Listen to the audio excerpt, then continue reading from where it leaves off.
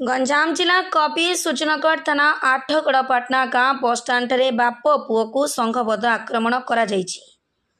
आक्रमण में से ग्रामर गणेश साहू नामक व्यक्ति गुरुतर होइतिबा बेले तांको पुओ सागर साहू आहत होइछन्ति। उभयों को प्रथमे कपी सूचनागढ़ गोष्ठी स्वास्थ्य केन्द्र पर गुरुतर को ब्रह्मपुर मेडिकल को स्थानांतर करा जायछि। उभय बाप पुओ गाड़ी जोगे निज घर को जीवा समय आठगड़पाटना मुख्य बजार छकटारे 10 रु ऊर्ध्व व्यक्ति गाड़ी को धक्का मारिबा सह खंडा काती आक्रमण करथिले। आक्रमणर प्रकृत कारण अस्पष्ट रहितिबा बेले मद व्यवसाय को केन्द्र करी आक्रमण होइतिबा अनुमान करा जाउछि। सेबले हिंचली थाना तथा शेरगढ़ ब्लॉक पित्तल गाँव सरपंच रामराघव पात्र बीजेपी नेता विजय प्रधान को मरणात्मक आक्रमण होइछि। आक्रमणर कारण अस्पष्ट थिबा बेले पुलिस प्रशासन घटनार तदंत करुछि।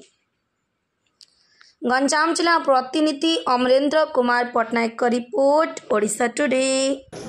ताके सागर साहू तांको पुओ गणपति साहू मिसिक जाऊले गौतम पोले सुधांशु साहू नुआ 7-8 जन नुआ पुराणा मिसिक से चिन्ह पारनी नात मारदे गाड़ी गाड़ी पड़गला पूरा हाथ गोड़ सब हाणी देती चारिआडे।